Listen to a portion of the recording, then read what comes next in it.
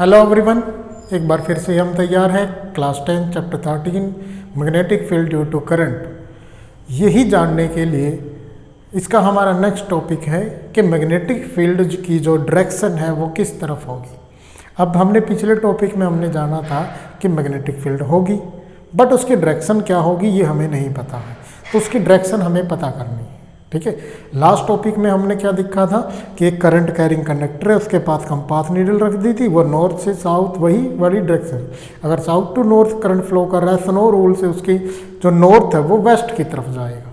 ठीक है, ये सारी बातें हमने नोट कर ली थी। अब हम नेक्स्ट टॉपिक देखेंगे magnetic field due to a current carrying conductor. देखो, हमें मैग्नेटिक फील्ड पता कैसे चलती है और कितनी होगी।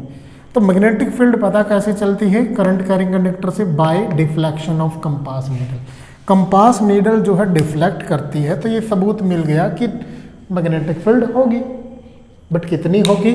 ठीक है, magnetic field is given by, अब हमने क्या देखा कि मैग्नेटिक फील्ड जो है जैसे जैसे करंट बढ़ता है तो मैग्नेटिक फील्ड भी बढ़ती है। मान लो ये करंट कैरिंग कंडक्टर है, ये मैं इस P पॉइंट पे खड़ा हूँ, ये Q पॉइंट पे खड़ा हूँ, तो करंट मैंने बढ़ाया तो मैग्नेटिक फील्ड भी बढ़ी। तो यानी कि B is directly proportional to I। अब मैंने क्या देखा, मैं P पॉइंट पे खड़ा था तो मैग्नेटिक फील्ड लग रही थी, बट Q पॉइंट पे चला गया तो मैग्नेटिक फील्ड हो गई जीरो। यहाँ पे कुछ मैग्नेटिक फील्ड भी थी, यहाँ पे जीरो हो गई। यानी कि जितना मैं दूर जा रहा हूँ मैग्नेटिक फील्ड घट रही है। That is inversely proportional to the distance, और ये इन्वर्सली प्रोपोर्शनल होती है स्केयर की, इन्वर्स स्केयर लॉ फॉलो करती है। तो inversely proportional to r square, दोनों को कंबाइंड किया तो रिजल्ट बन गया B is directly proportional to I by r square. ठीक है, नेक्स्ट हमारा है, अब हमें मेन पॉइंट क्या है, हमें कोई ना कोई डायरेक्शन जो है पता करनी है मैग्नेटिक फील्ड की। देखो, हमने पढ़ा है कि जो डायरेक्शन होती है मैग्नेटिक फील्ड की वो नॉर्थ से साउथ जाती है। ठीक है, अगर नॉर्थ इधर है साउथ इधर है तो इस तरफ जाएगी। अगर मैं साउथ को इधर कर दूं और नॉर्थ को इधर कर दूं तो डायरेक्शन बदल जाएगी। अगर मैं नॉर्थ को नीचे कर दूं, साउथ को ऊपर कर दूं, तो ये मैग्नेटिक फील्ड ऊपर की तरफ जाएंगे। यानी कि कोई ना कोई इसकी डायरेक्शन तो होती है। टेंजेंट से पता करते थे, बहुत इंपॉर्टेंट प्रॉपर्टी थी कि टेंजेंट ड्रा करो, ये north pole south pole, tangent draw करो और पता करो डायरेक्शन। यहाँ पे इस तरफ है, यहाँ पे इस तरफ है, ठीक है, यहाँ पे इस तरफ है, तो डायरेक्शन होती है। अब हमें वो डायरेक्शन पता करनी है। तो हमने क्या किया, कंपास नीडल को उसके पास रखा, तो कंपास नीडल की जो नॉर्थ साउथ डायरेक्शन बनी उसी तरह से हमने डायरेक्शन बनाई। तो डायरेक्शन हमारी कैसे निकली, ऐसे। यानी कि ये करंट कैरिंग, ये सर्कल जो है कुछ इस तरह से ऐसे, ठीक है, ऐसे है ये सर्कल। तो करंट कैरिंग कंडक्टर ऐसे हैं और सर्कल ऐसे है। ठीक है, ऐसे ऊपर की तरफ ऐसे जो है सर्कल है ये। ठीक है, समझ आ रहा है। ये डॉटेड जो पार्ट है वो अंदर का है, पीछे वाला है। ठीक है, तो मैग्नेटिक फील्ड जो है ऐसे चली, हमने नोट कर ली। अच्छा, अब इसको याद कैसे रखें, ऐसे चली, तो उसको याद रखने के लिए बनाया गया right hand thumb rule. Right hand thumb rule, ये देखो राइट हैंड का थंब। तो हमने क्या करना इस रूल के according, it shows the relation between current carrying conductor and magnetic field. We can check the direction of the magnetic field by holding the conductor in a hand. Conductor को हाथ में पकड़ो, ये हमारा कंडक्टर है। तो क्या है, क्या करना हमने, पहले तो ये रिलेशन बताता है करंट कैरिंग कंडक्टर की और मैग्नेटिक फील्ड की। हम डायरेक्शन पता कर सकते हैं, we can check the direction of magnetic field by holding the conductor. Hold यानी कि पकड़ो, तो ये हमने पकड़ लिया, कंडक्टर को पकड़ लिया ऐसे। If thumb shows the direction, तो थंब को हमें एक्सटेंड करना है ऐसे। If thumb shows the direction of magnetic field, तो अगर thumb current, if thumb shows the direction of current, अगर थंब करंट की डायरेक्शन बता रहा है, then finger show the direction of magnetic field. जो फिंगर है वो किसकी डायरेक्शन बताएंगी, मैग्नेटिक फील्ड की। अगर करंट ऊपर जा रहा है तो मैग्नेटिक फील्ड ऐसे है, अंदर की तरफ राइट साइड में, लेफ्ट साइड में बाहर की तरफ, अंदर की तरफ राइट साइड में, लेफ्ट में बाहर, अंदर की तरफ राइट साइड में, लेफ्ट में बाहर की तरफ। अगर करंट जा रहा है नीचे तो ऐसे, फिर वही राइट हैंड, लेफ्ट नहीं लेना है, राइट लेना है, तो थंब शो करेगा करंट को अंदर की तरफ लेफ्ट में और बाहर की तरफ राइट में, अंदर की तरफ लेफ्ट में, बाहर की तरफ राइट। देखो ऐसे फिंगर कहाँ जा रही है, ऐसे घूम रही है, ऐसे घूम रही है, ऐसे, ठीक है।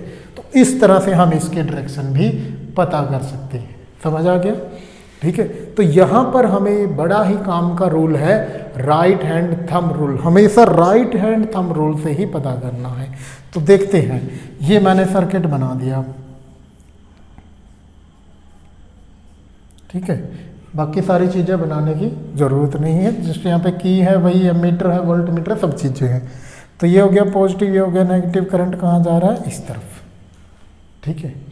तो इस वायर के लिए अगर मुझे मैग्नेटिक फील्ड पता करनी हो तो कैसे करूँगा, राइट हैंड उठाऊँगा, राइट हैंड का थंब किया करंट के डायरेक्शन में, थंब किया करंट के डायरेक्शन में, थंब करंट के डायरेक्शन में किया, फिंगर को ऐसे होल्ड किया, तो मैग्नेटिक फील्ड अंदर की तरफ यहाँ से अंदर घुसेंगी और वापस निकलेगी। वापस क्यों निकलेंगी, क्योंकि magnetic field forms closed and continuous curve, क्योंकि magnetic field forms closed and continuous curve, वापिस आएंगी ही आएंगी। मैग्नेट के अंदर भी आई थी और ये तो वायर है, यहाँ तो रास्ता ही है, तो यहाँ से अंदर घुसेंगी और यहाँ से बाहर आ जाएंगी, ठीक है। ये दिखाने का तरीका है मैग्नेटिक फील्ड को। तीर जो हमारा तीर होता था वो कुछ इस तरह की शेप में होता है। जब तीर हमारी तरफ आ रहा होगा तो उसकी चोंच हमें नज़र आएगी, हमारी तरफ आ रहा होगा तो चोंच नज़र आएगी, तो मैंने डॉट बना दिया। जब हमसे दूर जा रहा होगा, तीर हमसे दूर जा रहा होगा तो ऐसे क्रॉस नज़र आएगा, क्रॉस नज़र आएगा तो मैंने यहाँ पे क्रॉस बना दिया, यानी कि ये अंदर वाला साइन है और ये बाहर वाला है। तो मैग्नेटिक फील्ड ऐसे अंदर घुसी और ऐसे बाहर निकलेगी, ऐसे अंदर घुसी और ऐसे बाहर निकलेगी। इस वायर के लिए देखते हैं, ये करंट ऐसे नीचे की तरफ होगा। अब वही right hand thumb rule, right hand thumb rule, thumb नीचे की तरफ है, फिंगर को घुमाओ तो यहाँ से निकलती हुई नज़र आएंगी डॉट, और यहाँ में घुसती हुई नज़र आएंगी अंदर की तरफ। सेम चीज़ होगी इसके लिए, ऊपर की तरफ जा रहा है, थंब को करो करंट की डायरेक्शन में, थंब को करो करंट की डायरेक्शन में, फिंगर घुमाओ, फिंगर घुमाओ, फिंगर घुमाओ, अंदर की तरफ क्रॉस और बाहर की तरफ डॉट। यानी कि इस रीजन में, जो अंदर वाला रीजन है, सारी की सारी मैग्नेटिक फील्ड अंदर की तरफ जा रही है, और कुछ यहाँ से निकल के आ रही हैं, कुछ साइड से निकल के आ रही हैं, कुछ इधर से निकल के आ रही हैं, सब जो है निकल के आ रही हैं, क्योंकि उन्हें क्या करना है, क्लोज लूप बनाना है। तो अंदर की तरफ जा रही है मैग्नेटिक फील्ड, बाहर की तरफ जा रही है magnetic field, be out be in. समझ आ गया कैसे राइट हैंड थंब रूल को इस्तेमाल करना है, ठीक है। तो नेक्स्ट टॉपिक देखते हैं, मैग्नेटिक सोलेनॉइड।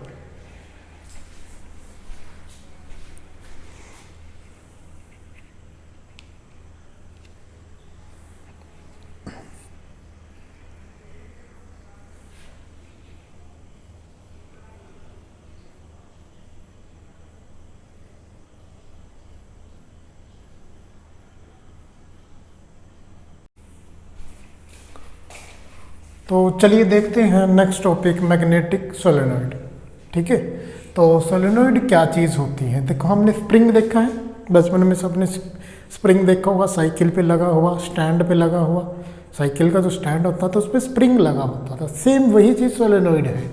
बट यहाँ पर जो डिफरेंस है वो है ये चीज़, इंसुलेटेड होनी चाहिए, वायर जो है इंसुलेटेड होनी चाहिए।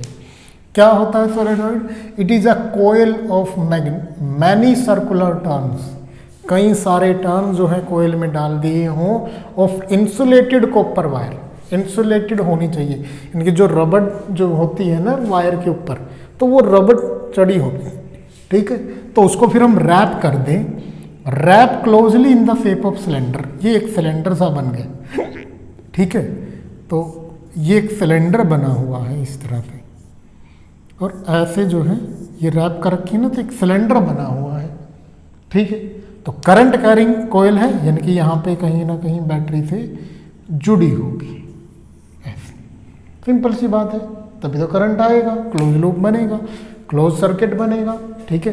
तो यहाँ पर जो है ये चीज़ क्या होती है, मैग्नेटिक सोलेनॉइड। अब कुछ बातें हैं सोलेनॉइड की। सोलेनॉइड जो है बार मैग्नेट की तरह बिहेव करता है। कैसे? जैसे हमने अभी देखा एक स्ट्रेट कंडक्टर था, तो उसके चारों ओर मैग्नेटिक फील्ड थी, ऐसे सिंपल सी बात है। अब ये स्ट्रेट कंडक्टर अकेली तार तो हो नहीं सकती, इसका मतलब कहीं ना कहीं ये सर्किट से जुड़ी होगी, ऐसी है ना, क्लोज होगी। अगर मैं इस वायर को बेंड कर दूं ऐसे, तो इसमें मैग्नेटिक फील्ड कहाँ होगी? एक ऐसा वाला केस भी हमने देखा था कि जो मैग्नेटिक फील्ड होगी वो अंदर की तरफ होगी, और कोई बाहर से इधर से निकलेगी, कोई इधर से कोई इधर से निकलेगी, सिंपल सी बात है। अगर मैं इस वायर को क्लोज बना दूं, स्क्वायर ना बना के क्लोज बना दूं, तो भी इसमें क्या होगा, मैग्नेटिक फील्ड ऐसे अंदर की तरफ, और कोई यहाँ से बाहर से निकलेगी, कोई इधर से निकलेगी, कोई इधर से निकलेगी, ऐसे है ना, ऐसे होंगी, ऐसे होंगी, ऐसे होंगी, है ना। अंदर जाएंगी मैग्नेटिक फील्ड जो है, अंदर जाएंगी और ऐसे बाहर निकलेंगी, अंदर जाएंगी और इधर से निकलेंगी, अंदर जाएंगी और नीचे से निकलेंगी, निकलेंगी तो है बाहर निकलेंगी, सिंपल सी बात है, क्लोज लूप बनाना है। अब यहाँ पर भी देखो एक क्लोज लूप बन रहा है, सेम ऐसे स्प्रिंग ऐसे है, एज्यूम करो जल्दी, ऐसे है स्प्रिंग, है ना, ऐसे ऐसे, तो एक क्लोज लूप बन रहा है ना, वायर जो है क्लोज है, तो वो सर्कुलर लूप बन रहा है, तो उसमें भी मैग्नेटिक फील्ड होगी। अब मैग्नेटिक फील्ड हमने कैसे निकाल ली थी, right hand thumb rule, right hand thumb rule.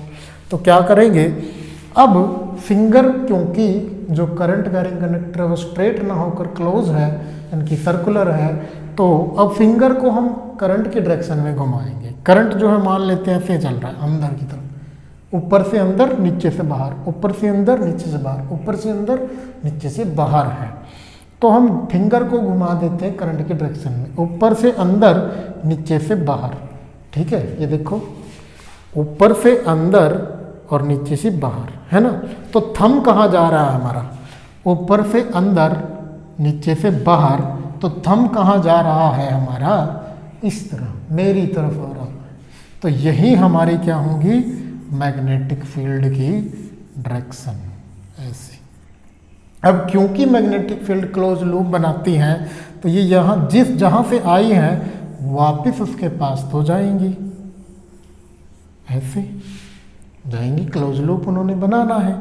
अब कुछ ये हमें बाहर मैग्नेट की तरह नज़र आ रहा है, यहाँ से मैग्नेटिक फील्ड बाहर और यहाँ अंदर, यहाँ से मैग्नेटिक फील्ड बाहर और यहाँ अंदर।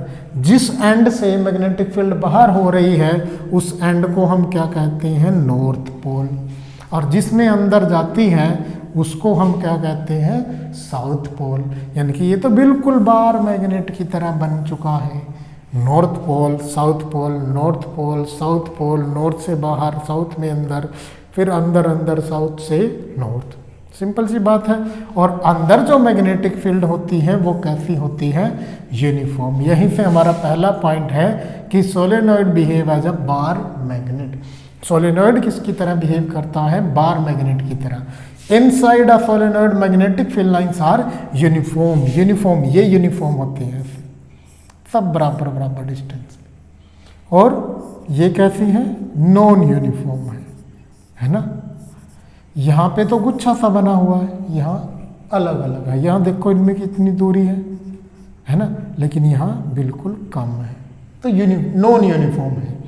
तो बट सोलेनॉइड के अंदर जो है कैसे है, यूनिफॉर्म है, और बाहर जो है दूर दूर है, यहाँ अलग दूरी है, यहाँ पे अलग है, तो नॉन यूनिफॉर्म है। अंदर क्या होंगे, यूनिफॉर्म, बाहर non uniform. Solenoid can form a soft iron core into magnet, यानी कि लोहे का एक छोटा सा टुकड़ा, मोटा टुकड़ा, सॉफ्ट आयरन कोर, सॉफ्ट होना चाहिए आयरन, उसको ये कन्वर्ट कर सकती है किसमें, मैग्नेट में, उसको मैग्नेट बना सकती है। कैसे, अगर मैंने इसके अंदर लोहे का एक टुकड़ा रख दिया तो जो मैग्नेटिक फील्ड ये क्लोज लूप ये करंट कैरिंग कंडक्टर पैदा कर रहा है वो सारी की सारी इसके अंदर से गुजरेंगी, इसके अंदर से गुजरेंगी। इसका मतलब क्या होगा, इसके अंदर मैग्नेटिक फील्ड आ जाएगी, क्योंकि आयरन जो है गुड कंडक्टर होता है, मतलब ये मैग्नेटिक फील्ड अटैच कर, आयरन जो है